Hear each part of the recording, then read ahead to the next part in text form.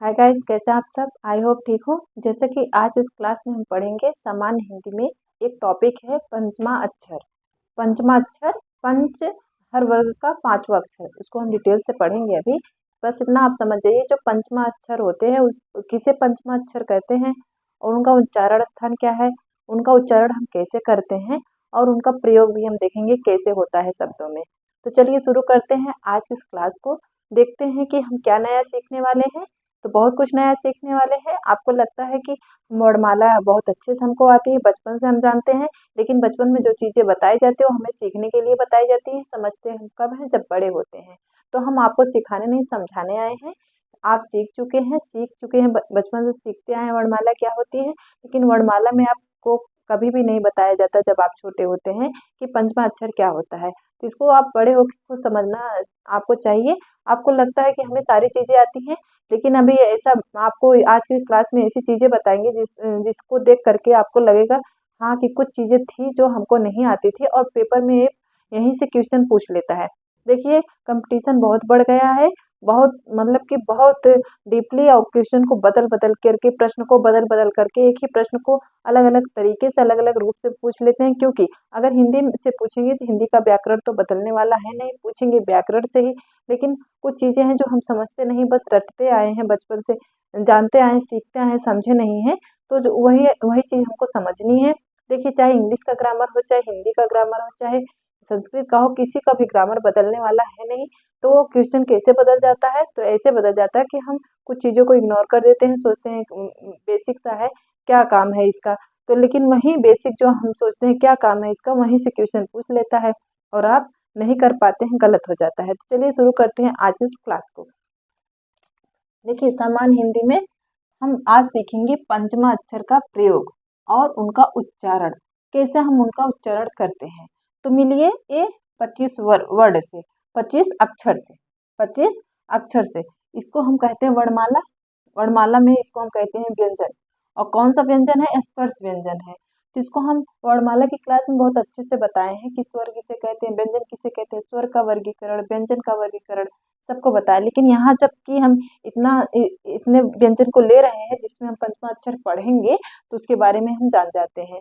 देखिए, ध्यान से देखिएगा, आपको कुछ नहीं करना, आपको बस ध्यान से देखना है। तो देखिए, यहाँ से क से ले ग तक कितने अक्षर हैं, 1 2 3 4 5, 1 2 3 4 5, और 5 अक्षर भी एक लाइन में, और 5 ऐसे आप इसको देखिए। पहले सबसे पहले इसका नाम जान जाते हैं, इसको कहते क्यों हैं। इसको स्पर्श व्यंजन और वर्गीय व्यंजन भी कहते हैं। क्या क्या कहते हैं, स्पर्श व्यंजन और वर्गीय व्यंजन। अब सबसे पहले जानेंगे कि स्पर्श व्यंजन कहते किसको, क्यों कहें, इसको स्पर्श व्यंजन क्यों कहते हैं। तो देखिए, जब इन शब्दों का उच्चारण, जो जो सॉरी शब्द नहीं, वर्ड, इन वर्डों का उच्चारण करने में जीभ जो है मुख के किसी न किसी भाग को स्पर्श करती है या स्पर्श करने की कोशिश करती है। मतलब जब इन वर्डों का हम उच्चारण करते हैं तो जीभ मुख के किसी न किसी भाग को, अलग अलग भाग को स्पर्श करती है, छूती है और छूने की कोशिश भी करती है। तो उसी को कहते हैं स्पर्श व्यंजन। स्पर्श व्यंजन तो जान गए इसको क्यों कहते हैं। और इसको वर्गीय व्यंजन क्यों कहते हैं, तो आप देखेंगे ऐसे ऐसे भी 5 हैं और ऐसे ऐसे भी 5 हैं। ये 5 5 का एक वर्ग बन जाता है, इसके वर्ग बने हुए हैं। देखिए कैसे, इसको वर्गीय व्यंजन इसीलिए कहते हैं क्योंकि एक लाइन में 5 है और इसको भी 5 है। तो 5 का वर्ग करेंगे तो क्या होगा, 5 गुणे 5 टोटल इक्वल टू 25 हो जाता है। ठीक है, तो 25 हो जाता है। तो देखिए 25 वर्ड है। देखिए यहाँ से यहाँ तक आप गिनेंगे तो 25 है। 1 2 3 4 5 6 7 8 9 10 11 12 13 14 15 16 17 18 19 20 21 22 23 24 और 25 है। इसीलिए इसको वर्गीय व्यंजन कहा जाता है। स्पर्श व्यंजन हम आपको बता दिए क्यों कहा जाता है, कि जीवा जो है मुख के किसी न किसी भाग को स्पर्श करती है। ठीक है, स्पर्श करने की कोशिश करती है, इसलिए हम इसको स्पर्श व्यंजन कहते हैं। बहुत ही इंपॉर्टेंट है। अब हम यहाँ पर पढ़ रहे हैं पंचमा अक्षर, का उच्चारण। ठीक है, तो पंचमा अक्षर का जब उच्चारण करते हैं, जो कि उसके पहले हम पढ़े वर्गीय व्यंजन, इसको वर्गीय व्यंजन भी कहते हैं। कैसे कहते हैं, तो देखिए यहाँ पर देखिए, वर्गीय व्यंजन जैसे 5 5 का वर्ग हम आपको बता दिए। यहाँ पर देखिए, अगर हम इसको वर्ग में विभाजित करते हैं तो इस लाइन को कहते हैं का वर्ग। क्या कहते हैं, का वर्ग। का वर्ग का मतलब हुआ का के साथ ना तक। ठीक है, चा वर्ग, इसको कहते हैं चा वर्ग। ठीक है, ये जो जो लाइन है, ये लाइन का पहला अक्षर अपने वर्ग को प्रतिनिधित्व करेगा, अपने वर्ग के बारे में बताएगा। देखिए यहाँ इसको कहेंगे टा वर्ग, टा वर्ग, इसको कहेंगे ता वर्ग, इसको कहेंगे क्या, ता वर्ग, इसको कहेंगे पा वर्ग। तो यहाँ पर आप देख रहे हैं, तो ये अपने अपने वर्ग का, अपने अपने लाइन के वर्ग का प्रतिनिधित्व कर रहा है पहला वर्ड, पहला अक्षर जो है। तो यहाँ पर आप जान गए कि इसको वर्गों में विभाजित कैसे करते हैं। उसके बाद हम कहें कि स्पर्श व्यंजन है, ये जितनी भी लाइनें, जितने भी वर्ड है, वो मुख के किसी अलग अलग भाग को छू जीभ जो है मुख के अलग अलग भाग को छूती है, स्पर्श करती है। जैसे का वर्ग क्या है, एक कंठ को स्पर्श करता है, किसको, कंठ को। च वर्ग किसको स्पर्श करता है, तालु को, ठीक है, तालु को। इसके पहले वाली क्लास में हम बताए हैं कि हर वर्ड का उच्चारण स्थान कैसे किया जाता है। सारे जितने भी, चाहे वो स्वर हो चाहे वो व्यंजन हो, हम एक ट्रिक के माध्यम से, एक सूत्र के माध्यम से सारे उच्चारण स्थान को आपको याद करवा दिए हैं। जो भी इंटरेस्टेड है, हमारे प्लेलिस्ट पे क्लासेस ऐड है, वहां जाके आप देख सकते हैं। तो उसके बाद देखिए यहाँ पर जो टा है, टा का उच्चारण, टा वर्ग का, ठीक है, टा वर्ग का उच्चारण स्थान क्या होता है, मूर्धा होता है। टा वर्ग का उच्चारण स्थान क्या होता है, दंत होता है। क्या होता है, दंत होता है। और उसी प्रकार इसको कोष्ठक में कर देंगे। उसी प्रकार पा वर्ग का उच्चारण स्थान होता है ओष्ठ। क्या होता है, ओष्ठ, ठीक है, ओष्ठ। तो यहाँ पर आप देख रहे हैं उच्चारण स्थान के आधार पर भी ये अलग अलग है, वर्ग के आधार पर भी ये अलग अलग है, और इसीलिए इसको स्पर्श व्यंजन और इसीलिए इसको वर्गीय व्यंजन कहते हैं। आई होप इतना आपके समझ में आ गया हो, ठीक है। जब इतना आ गया तो आज हम क्या पढ़ रहे हैं, पंचमा अक्षर। तो देखिए कितने कितने अक्षर है, टोटल 25। तो देखिए इस जो लाइन लिखे हैं, पहली लाइन, उसमें पहला अक्षर को कहेंगे प्रथमा वर्ड, प्रथमा अक्षर, इसको कहेंगे द्वितीय अक्षर, ठीक है, इसको कहेंगे तृतीय अक्षर, इसको कहेंगे चतुर्थ अक्षर, ठीक है, इसको कहेंगे पंचमा अक्षर, पंचमा अक्षर। तो जब इसको पंचमा अक्षर कहेंगे तो देखिए हर जो ये लास्ट में है, अड़ा, या अड़ा, अड़ा, या अड़ा, ना, मा, ये अपने अपने वर्ग का पांचवा अक्षर है, अपने अपने लाइन का पांचवा अक्षर है, इसीलिए इसको पंचमा अक्षर कहते हैं। इन्हीं पंचमा अक्षर का आज हम उच्चारण स्थान पढ़ेंगे। ये बहुत ही प्रॉब्लम क्रिएट करते हैं, बहुत ही कंफ्यूजन क्रिएट करते हैं।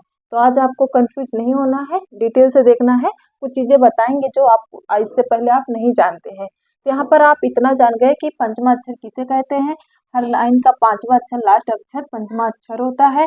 पहला अक्षर प्रथमा अक्षर, द्वितीय अक्षर, तृतीय, चतुर्थ, पंचमा होता है, ठीक है। उच्चारण स्थान भी जान गए कि क वर्ग का उच्चारण स्थान कंठ, च वर्ग का उच्चारण स्थान तालु, ट वर्ग का उच्चारण स्थान मूर्धा, त वर्ग का उच्चारण स्थान दंता और पा वर्ग का उच्चारण स्थान होता है ओष्ठ, ठीक है। उच्चारण स्थान और वर्ग भी जान गए। इसको जानना समझना बहुत जरूरी है, क्योंकि अगर आप इतना समझ गए, समझ लिए 10-15 क्वेश्चन आपके यहीं से आ जाएंगे। उसके बाद हम देखते हैं कि पंचमा अक्षर का उच्चारण स्थान। देखिए यहाँ पर तो हम बताएं यहाँ तक होता है कंठ, लेकिन इन पंचमा अक्षरों का उच्चारण स्थान और भी होता है, और भी होता है। तो उसको क्या कहते हैं, अनुनासिक।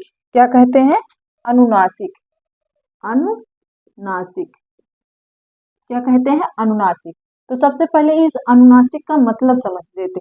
इस पंचमा अक्षर का उच्चारण स्थान होता है अनुनासिक। तो अनुनासिक का मतलब होता है कि जिस वर्ड का उच्चारण, जिस वर्ड का उच्चारण उच्चारण मुख और नाक दोनों से हो, मुख और नाक दोनों से हो, दोनों से हो, उसे कहते हैं अनुनासिक। क्या कहेंगे, अनुनासिक, ठीक है। तो अनुनासिक का मतलब आप जान गए ना, जिस वर्ड का उच्चारण आप मुख और नाक दोनों से करें उसी को कहते हैं अनुनासिक। ये जो पंचमा अक्षर जो है अड़ा, या, अड़ा, ना, मा, ये है पंचमा अक्षर। इनका उच्चारण मुख और नाक दोनों से होता है। देखिए कैसे दोनों से होता है, अंगा बोलेंगे तो नाक से भी आवाज निकलेगी और कंठ से भी। या बोलेंगे तो इसकी आवाज आप तालू से भी निकालेंगे और नाक से भी। ड़ा अगर बोलेंगे तो इसकी आवाज आप मूर्धा से भी निकालेंगे और नाक से भी निकालेंगे। और ना का उच्चारण आप देखेंगे तो इसका उच्चारण दांत से भी होता है और नाक से भी होता है। माँ का उच्चारण आप देखेंगे, इसका भी उच्चारण ओष्ठ के बाद नाक से भी होता है, इसलिए इसको कहते हैं पंचमा अक्षर को अनुनासिक। बात इतनी समझ में जब आ गई तो हम आगे देखते हैं। जब इन सबको लिखने के लिए हम इसका प्रयोग करते हैं। ये क्या है? अब आप कहेंगे ये तो अनुस्वार है, ठीक है, अनुस्वार है, इसके जैसा प्रयोग करते हैं। अभी हम प्रयोग करके दिखाएंगे भी कैसे इसके जैसा इस पंचमा अक्षर का प्रयोग इस अनुस्वार के द्वारा हम कैसे करते हैं। इसको आप देखते जाइएगा, अभी मत सोचिएगा कि हमें समझ में नहीं आ रही है, गलत बता रहे हैं। गलत नहीं बता रहे हैं, आपको प्रूव करके भी दिखाएंगे। तो देखिए, जो ये अनुस्वार है, अनुस्वार का मतलब क्या होता है? सिर्फ नाक से बोला जाता है। अनुस्वार कहाँ से बोला जाता है? सिर्फ इसका उच्चारण सिर्फ नाक से करते हैं, ठीक है, नाक से करते हैं। जब इसका उच्चारण नाक से करते हैं तो इसको क्या कहते हैं? निरानुनासिक।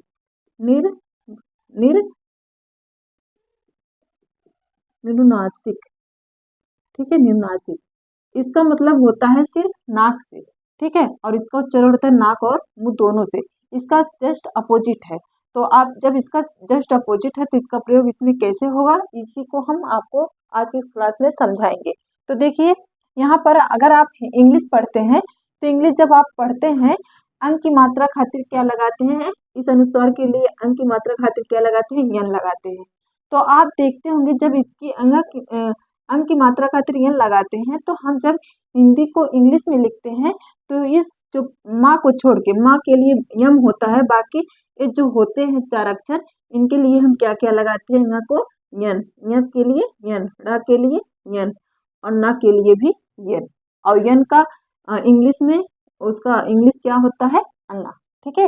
इंग्लिश में यन, हिंदी में क्या होता है? अंगा। अंगा की मात्रा के लिए अंक की मात्रा के लिए हम यन लगाते हैं।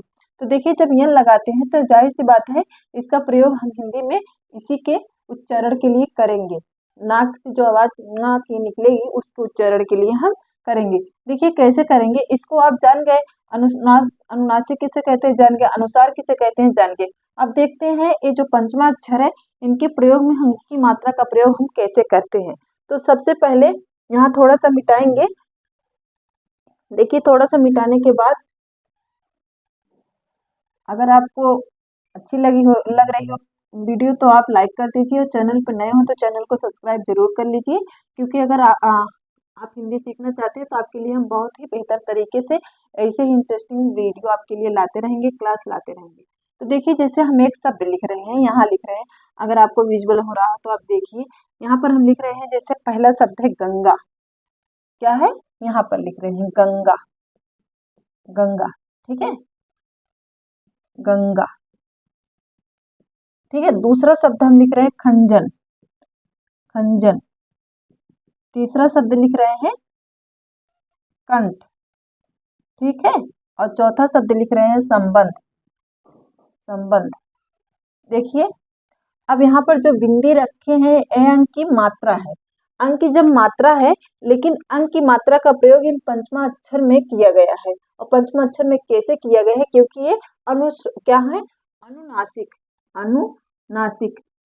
अनुनासिक का मतलब होता है नाक और मुंह दोनों से बोला जाता है। तो नाक से अंक की मात्रा का प्रयोग हम नाक से ही करते हैं। तो नाक से कैसे करते हैं? देखिए, गंगा को आप ऐसे लिखते हैं, लेकिन अगर इसको गंगा को पहले कैसे लिखा जाता था तो आप देखेंगे, गंगा ऐसे लिखा जाता था।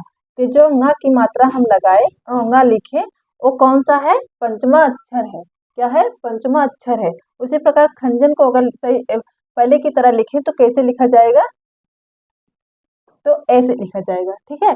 तो ञ जो है सॉरी, ञ क्या है? ञ पंचमा अक्षर है, ठीक है। और किस में उसका प्रयोग हो रहा है? सॉरी, इसके ऊपर ङ, जब यहाँ पर हम अच्छा ञ लगा दिए तो अंक की मात्रा जो है वो हट गई। देखिए, कंठ कैसे लिखा जाता है? तो कंठ आप ऐसे लिख देते हैं, टेढ़ा क्या है? पंचमा अक्षर है। उसके बाद संबंध कैसे लिखा जाता है? देखिए, संबंध। तो यहाँ पर देखिए, म और न क्या है? पंचमा अक्षर है। तो आप जान गए ना कैसे अनुस्वार का प्रयोग हम पंचमा अक्षर के लिए करते हैं। बस उसका प्रयोग, उसके प्रयोग के आधार पे हम बोलते हैं, लेकिन इसका उच्चारण स्थान इससे एकदम अलग है, क्योंकि यह नाक और मुंह दोनों से बोला जाता है, लेकिन इसको बस नाक से बोला जाता है, बस नाक से बोला जाता है। तो आप जान गए ना कैसे हम ये पंचमा अक्षर का प्रयोग नाक और मुंह दोनों से कर सकते हैं। नाक से हम कैसे करते हैं? तो देखिए, हम ऐसे करते हैं। और हम मुंह से कैसे करते हैं, तो अलग अलग जगह से, कंठ से, तालु से, मूर्धा से, दंत से और ओष्ठ से करते हैं, ठीक है। और नाक से कैसे करते हैं, तो कैसे आप समझे कि इसका प्रयोग आप अच्छे से शायद समझ गए होंगे कि इसका प्रयोग हम कैसे करते हैं, ठीक है। इंग्लिश में भी देखिए इस 4 अक्षर के लिए हम यन लिखते हैं। क्यों लिखते हैं, क्योंकि अंक की मात्रा के लिए तो यन होता है ना। अगर कहीं पर लिखा हो कंचन, देखिए कंचन, तो क्या करते हैं, कंचन, यहाँ पर यन अंक की मात्रा के लिए लिखिए। तो वही हिंदी से इंग्लिश जब हम बनाते हैं, तो जब इंग्लिश में अंक की मात्रा के लिए यन लिखते हैं, तो इस पंचमा अक्षर के लिए भी हम यन लिखते हैं, ठीक है, यन लिखते हैं। देखिए कैसे यहाँ पर हम इसका प्रयोग किए। तो आप ये बस समझिए, जो पंचमा अक्षर है इसका प्रयोग जब हम करेंगे शब्दों में, तो उसकी मात्रा के लिए हम उसको पूरा ना लिख करके उसके आधा शब्द के लिए हम क्या लगा देते हैं, अंक, अंक की मात्रा। देखिए सब में आधा शब्द के लिए हम इस अंक की मात्रा का प्रयोग किए हैं। देखिए आधा शब्द के लिए इसमें ना आधा है, इसमें या आधा है, इसमें ना आधा है, इसमें माँ और ना आधा है, ठीक है। कैसे किए, दोनों सही है, दोनों सही है, दोनों गलत नहीं है। कैसे इसका प्रयोग होता है, कैसे आप समझेंगे कि कैसे आप सीखेंगे शुद्ध हिंदी लिखना बोलना, क्योंकि हिंदी को आप कभी भी गलत नहीं लिख सकते। अगर गलत लिखेंगे तो उसका अर्थ बदल सकता है, एकदम से बदल सकता है, अर्थ का अनर्थ हो सकता है। तो आपको सही सही शुद्ध शुद्ध हिंदी सीखना और लिखना पढ़ना जानना है।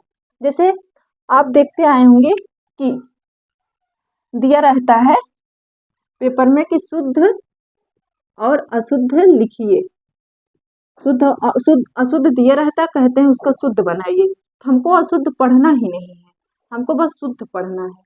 क्या पढ़ना है, हमको बस शुद्ध पढ़ना, अशुद्ध नहीं पढ़ना है। क्यों नहीं पढ़ना है, क्योंकि जब अशुद्ध पढ़ेंगे तो सारी चीजें कंफ्यूज कर देंगी, आप समझ नहीं पाएंगे, कोई भी चीज स्पष्ट नहीं होगा। देखिए जैसे अशुद्ध हम लिख दिए उज्ज्वल, उज्ज्वल, ठीक है। उज्ज्वल को बहुत तरीके से अशुद्ध लिख सकते हैं। देखिए ऐसे भी लिख सकते हैं, ऐसे भी लिख सकते हैं, बहुत तरीके से उज्ज्वल को हम लिख सकते हैं, ठीक है। उज्ज्वल को बहुत तरीके से लिख सकते हैं, लेकिन क्यों ऐसे ही लिखा जाता है, इसलिए लिखा जाता है क्योंकि हमको कंफ्यूज करने के लिए, हमको भ्रमित करने के लिए ऐसा लिखा जाता है। तो हमको इतना ध्यान में रखना है, कोई भी चीज अशुद्ध नहीं पढ़ना, उसका जब शुद्ध रूप पढ़ लेंगे तो हमें अशुद्ध पढ़ने की जरूरत नहीं है। इसको शुद्ध हम कैसे लिखते हैं, ऐसे लिखते हैं। तो हमको यही पढ़ना है, यही दिमाग में रखना है, यही फोटो खींच करके अपने दिमाग में रख लेना है कि उज्ज्वल ऐसे ही लिखा जाता है। बाकी अशुद्ध किसी भी तरीके से लिखा हो, हमको कुछ नहीं उस पर ध्यान देना है। जैसे आशीर्वाद गलत तरीके से लिख देते हैं, आशीर्वाद, ठीक है, तो हमें लगता है सही है और दिमाग में बैठ जाता है, लेकिन ये गलत है। तो हमको ये गलत को नहीं पढ़ना, हमको सही को पढ़ना है। तो आशीर्वाद कैसे लिखा जाएगा, तो आशीर्वाद ऐसे लिखा जाएगा, ठीक है। जैसे एक शब्द और देखिए यहाँ पर, श्रृंखला, श्रृंखला कैसे लिख देते हैं लोग, श्रृंखला ऐसे लिख देते हैं, जो कि गलत है और हमको लगता है सही है। हमको इस गलत को नहीं पढ़ना, हमको सही को पढ़ना है, ठीक है। श्रृंखला ऐसे होती है, क्योंकि अब अभी इसका वर्ड विच्छेद करेंगे तो इसका वर्ड विच्छेद एकदम गलत होगा, क्योंकि ये वर्ड ही, ये शब्द ही गलत है। सही क्या है, ए वाला सही है। तो ऐसे ही हमको हिंदी पढ़नी है। आप अगर आपको कैसे इन सबको बोलना है, कहाँ कहाँ से इनका उच्चारण होता है, इसके अलावा भी जो भी व्यंजन है उनका उच्चारण कैसे होता है, जैसे स्पर्श व्यंजन पढ़े, अंतस्थ व्यंजन पढ़े, संयुक्त व्यंजन पढ़े, ठीक है, द्विगुणी व्यंजन पढ़े, उसको उत्क्षिप्त व्यंजन भी कहते हैं, द्विगुणी व्यंजन भी कहते हैं।